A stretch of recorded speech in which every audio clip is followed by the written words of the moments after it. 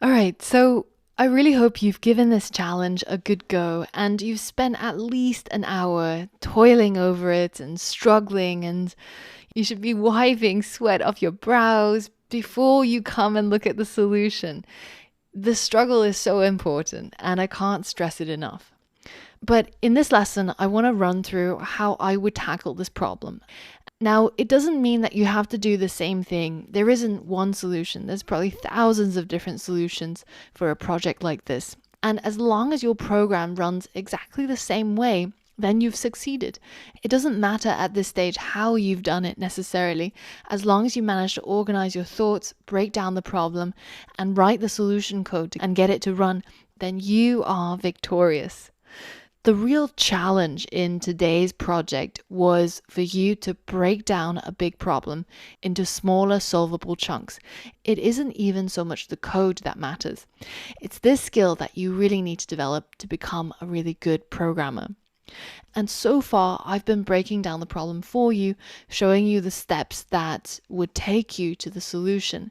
But now you're really wearing the big programmer pants and you're doing it all by yourself. So let's think about this problem and how we would break it down. There's some easy problems here, right? We need the art to display. So let's add a comment for each problem we identify. We've got the ASCII art showing up here, and we've got the verses showing up here. Now the next one is we've got these randomly generated accounts, right, from the data. So we've got Camila Cabello and Emma Watson. How do we get these random accounts to show up? That's another problem, right? So we know that we've got all of this game data here in the format of a dictionary that's nested inside a list. And we need to figure out a way of pulling out a random account from this list. So that's another problem I've identified. Now, the next thing you'll notice is that the data contains many key value pairs, the name of the account, the description, etc. But when we display it, it's all nicely formatted. The name, and then what they do, and then where they're from. We'll have to add that as probably another problem to solve. How do we format the account data into a printable format? Okay, so let's say we solve that and we've got A and B. Now we have to ask the user for a guess. Guess who has more followers. So that's another problem to solve. And when they do type an answer, let's say we think maybe A has more followers, then it's going to have to check that answer and see if it's correct or if it's wrong. So that's going to be a big problem. Check if user is correct. Because that's going to require a couple of things, right? We're going to probably have to break down this problem into smaller problems if we want to solve it. So, for example, we probably need to figure out the follower count of each account. And then we'll probably need to use an if statement to check if user is correct. Now, if we get it right or if we get it wrong, the game is always going to give us some feedback. Sorry, that's wrong, or you're right. So let's add to our problem list.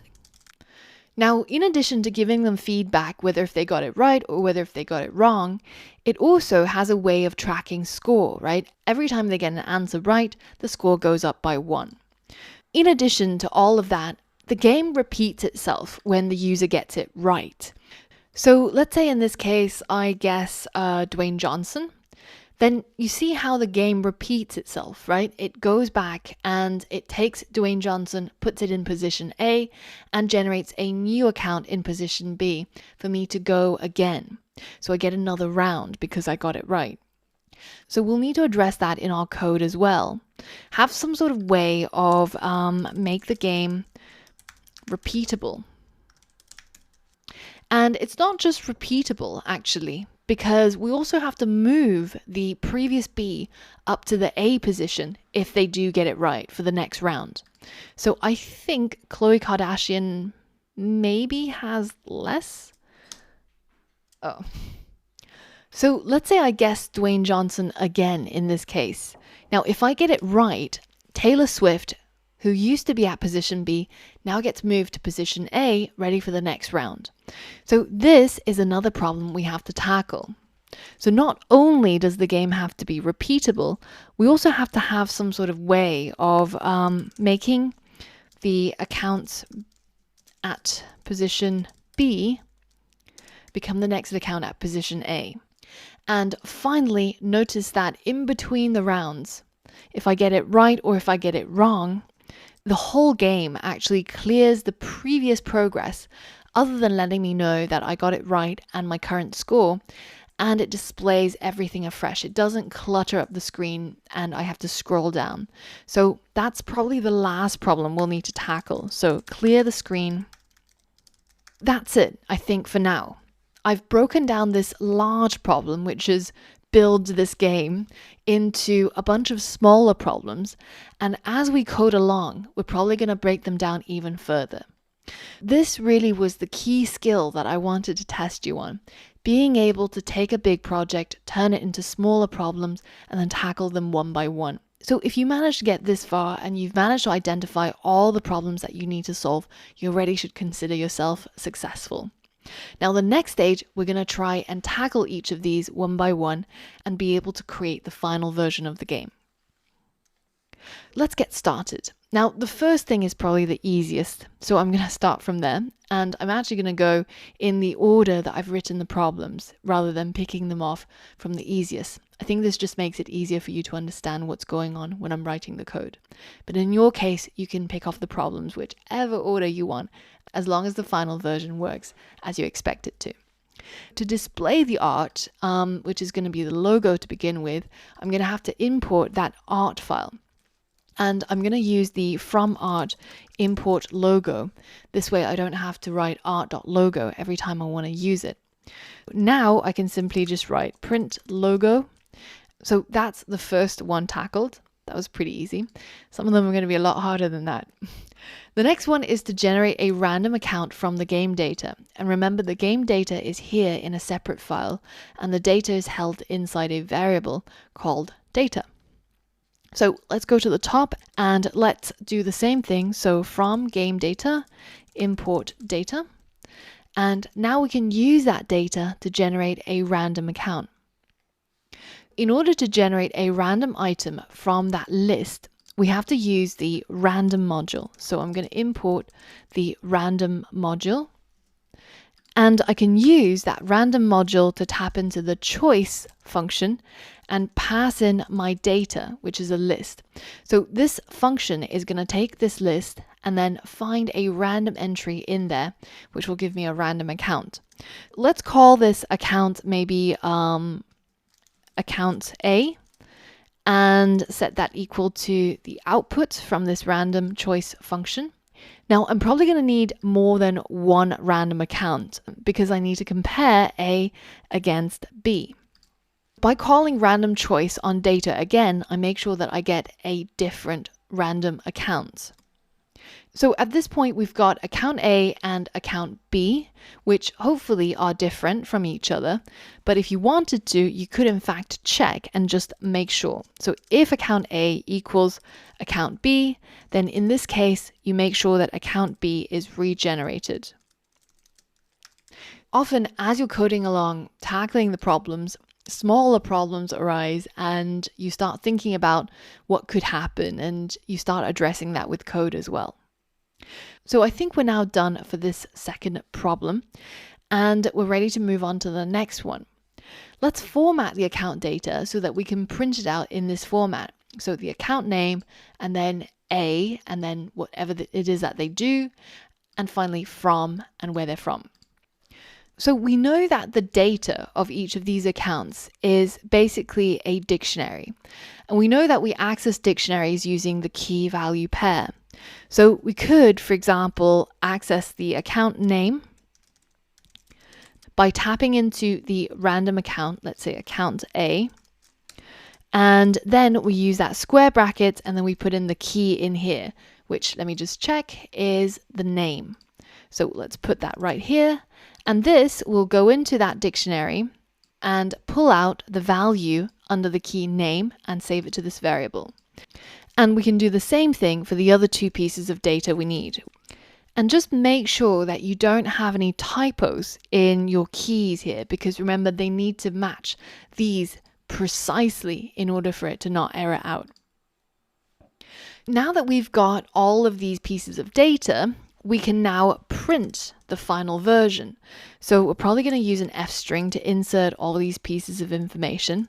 And we'll probably start off with the account name and then a comma. We can write A and then put in the account description. And finally put from and the account country. That's pretty much it. But notice how I've done this just for account A, and I actually have to do it for both account A and account B. So instead of repeating all of this code, it might be a lot easier if I actually pull this out into a separate function. So let's create that here. Let's create a function that does this.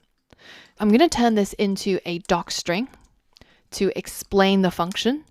And I'm going to call the function format data, and it's going to take an input, which is the account. And now, using this account, we can make this more reusable by deleting the _a part of it.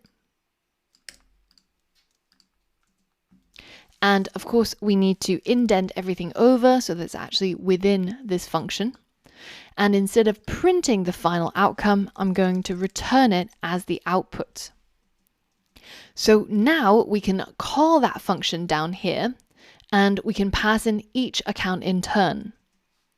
For example, we could say print compare A, which is going to be the first account. So we're going to use our F string to insert the data that we get back from our function call, and I'm going to call it within the print statement. You can, of course, take it out and create a separate variable, but I think this should be clear enough to see what's going on. So we're going to call format data, and we're going to pass in the account A for this first line. And then I'm going to do the same for B. So in this case, I'm going to pass in account B, and it's going to format the data and then print it out. So as I always say, it's a good idea to run your code frequently. Probably anytime you solve a problem, you should probably run it and see it works the way you expect it to. So the first one, the logo gets printed. The second one, we've managed to get some random accounts because every time I run it, the accounts should be different. And finally, we format the account into this format with their name, their description, and their country all written out from the print statement using this lovely format data function we've created. We've already done really well, so let's keep going. Now, at the moment, it just says compare A, compare B, but instead, it'd be much nicer if we can put in that art, the versus ASCII art, in between the A and B. Now, you could write the line again from art import versus, but instead, you could also just add a comma here and write versus. So now it's going to import both the logo and that versus art, and we're going to put it right here. So we're going to use a print statement, and instead of using a string inside double quotes, we're just going to write the name of the variable, which is called versus. And if we take a look at the final version, you can see it also says compare A against B. So we'll change the second word to against. And now when we run the code, it should look pretty much identical to the starting point of our final game. Let's tackle the next problem. We need to ask the user for a guess to see who has more followers, right? So I'm actually just going to copy this string right here, and I'm going to put that into an input. So who has more followers, A or B? And this input is going to come back as a string, and I'm going to save it inside a new variable called guess. Now, because it asks them for A or B, they might type A like this, or they might type A like this. Ideally, we should make it so that it doesn't matter what they typed, it'll still be valid as long as they typed an A. So we can turn this all into a lowercase format. So if they typed it capital like this, it'll become lower. If they typed it lowercase, then it's already lower, and it will be fine as well. So that way it's more consistent. So now our final product actually looks pretty much exactly identical, but it doesn't really have much gaming functionality yet. To do that, we have to move on to the next problem and check if the user got it right. In order to check if they got it right, the first thing we'll need is to know how many followers they each have, right? Each of the accounts A and B. Let's get a follower account. And that is going to be using the account A and then pulling out the data under the key follower account. So I'm actually just going to copy it to make sure I definitely don't make a typo.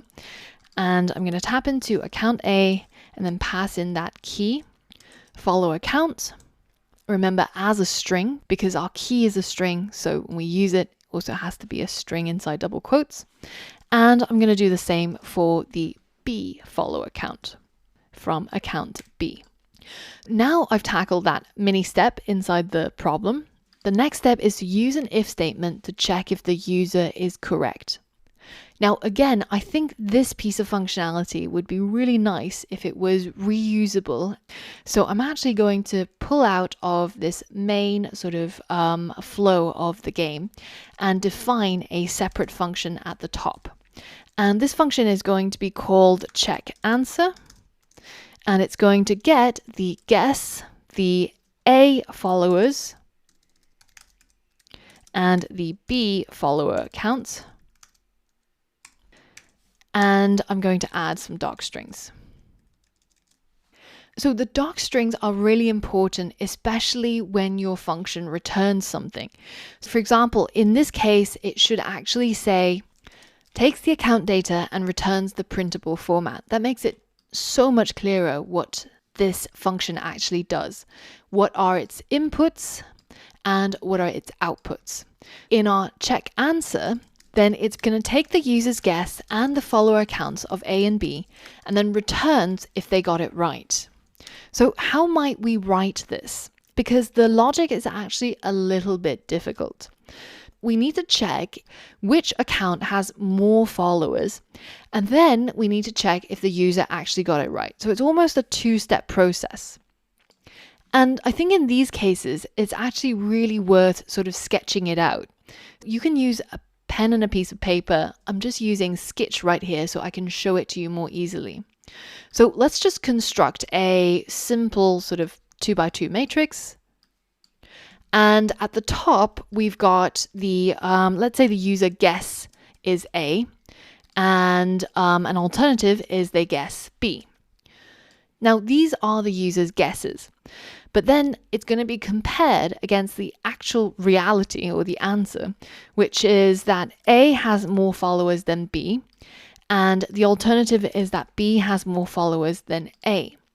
If the user guessed A and A indeed has more followers than B, then they got it right. And similarly, if they guessed B and B did indeed have more followers than A, then they would have also gotten it right. But if it was the opposite case, as in they guessed A, but actually B had more followers, then they would be wrong. And also if they guessed B and A has more followers, then they would be wrong as well. Now, using this table, we can now construct our if statement. There is a very, very long version of it, and there is a much shorter version of it. So the very long version would check for something like if the A followers is greater than the B followers. So A has more followers than B, and the guess is equal to A. Now, you can go through this kind of way and create 4 of these if and elif else statements, but it's very easy to get lost in some of the logic.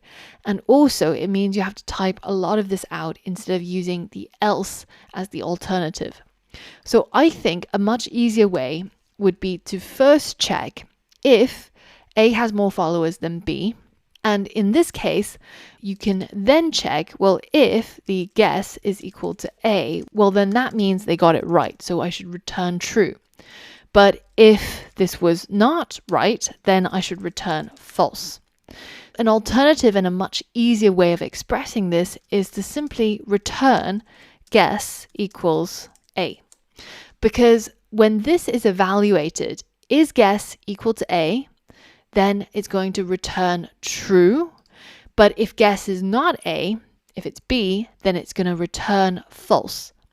So that's a little bit mind-bending, but if you actually go through it enough times, especially using a debugger like Python Tutor to just see how it works, then it should become pretty clear pretty quickly. In my case, all I need to do to express my table of possibilities is to first check if A is greater than B. Now, else, namely if the opposite was true, B was greater than A, then I'm going to return if guess is equal to B. So now basically the code says if A has more followers and they guessed A, then return true. If B has more followers and they guessed B, then return true. And if the opposite happens, then return false. Basically, it's going to return whether if the user got the answer right. Now we can basically check that in here. And we could create a new variable called isCorrect and set that to equal the output of our check answer function. So we're going to call it and pass in all the necessary things, the guess, the followers from A and B. So guess, and then the A follower count and the B follower count. Now, once we know whether if they got it right or not, we can tackle the next step, which is give user some feedback on their guesses. So we can check, well, if is correct, well, in this case, we should probably print something like you're right. But if they didn't get it right, then we're going to print, sorry, that's wrong. Now, in addition to giving them feedback, we should probably also keep track of the score. So we can start off our game with a score of 0. But as they play on, and if they get it correct, then the score should be incremented by 1 each time. And in addition to printing out you're right, we should also give them some feedback on the current score. And if, Dory, you're wrong, if, sorry, they got it wrong, then we should also give them the final score, because at this point the game is going to end and they should know how well they did. So now let's go ahead and play our game and see if it works. So compare Cardi B against Kourtney Kardashian. I think it's probably going to be B. And it tells me you're right. And current score happens to be inside curly braces. So there's going to be a lot of debugging that you're going to need to do while you're writing this code. And you're probably going to make a lot of mistakes, but everybody does them, including me. If we get it right, we get the feedback, you're right, and the current score. If we get it wrong, then we get the answer, sorry, that's wrong, and the final score as well. That's all working so far.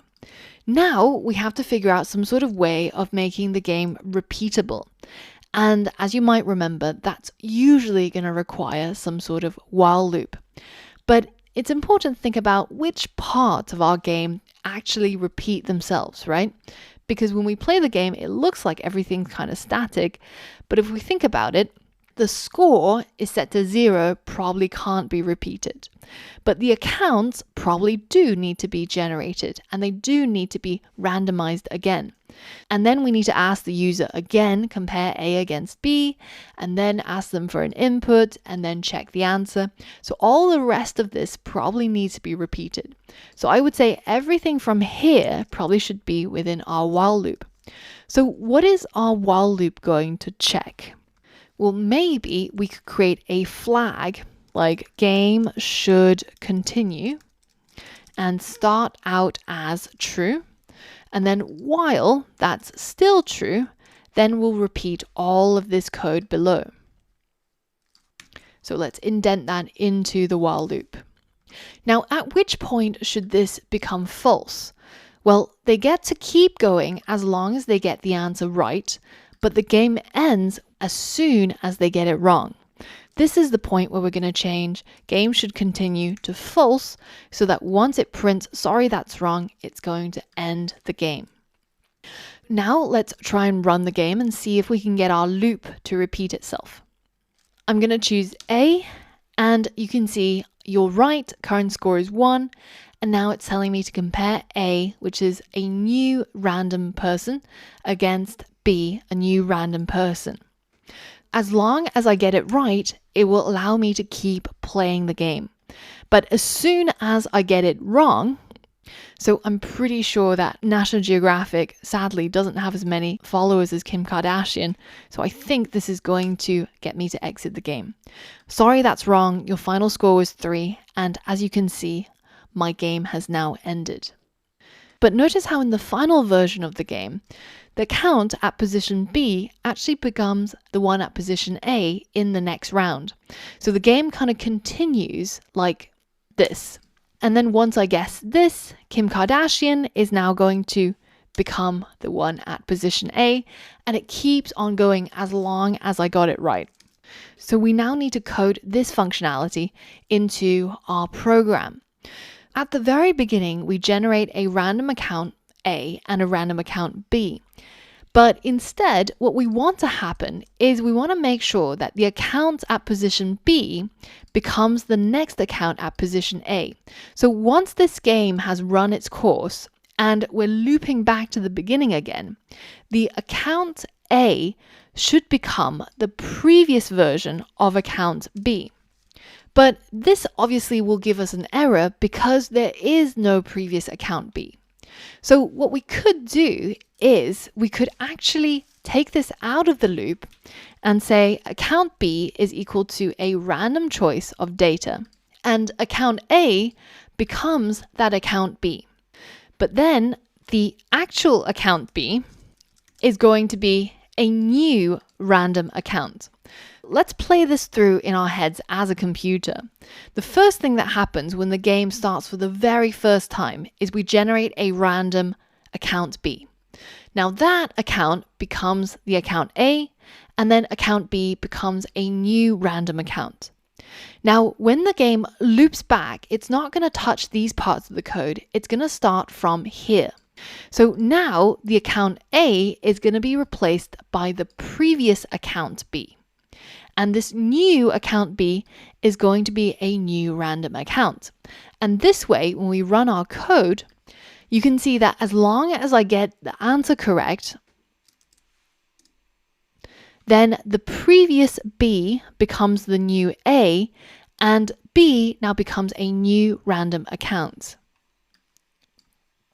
That's pretty much all of the functionality sorted, right? But we've got a couple of things to tidy up. One is we need to clear the screen in between the rounds of our game.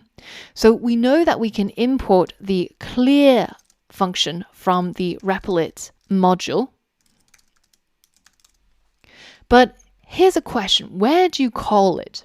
Because if you call it at the very beginning of the while loop, like here, then what's going to happen is that your logo is never going to be displayed.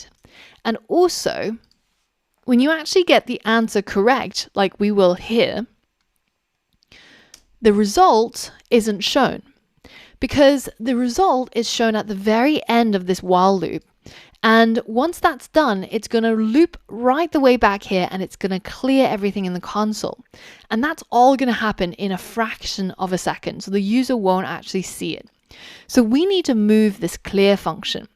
The ideal time, I think, to actually show it is just before they're about to see the outcome of their action. So somewhere here. So now, once we've asked the user what we need to ask and we've got their answer, we clear the screen and then we show them the outcome. Now we get to see the logo, we get to see all the verses and A and B. Let's select B and we got it right. So we get to see that feedback as well. It clears the screen and we have a new comparison to make. Now, the only thing you'll notice is that the logo disappears in each successive round. It might be nice to see it even if we're going to the next round. So to do that, we have to print the logo just after we clear the screen, right here.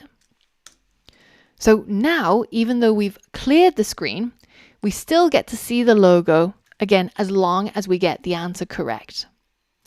That's all there is to it. We've now completed all of the functionality that's in the final version of the game. And it took quite a bit of code at the end, but as long as you broke it down into these smaller components, each of the components and each of the problems are much, much easier to tackle. I hope you enjoyed building this game and you have fun playing with it. I hope you enjoyed building this game, and I'll see you on the next lesson.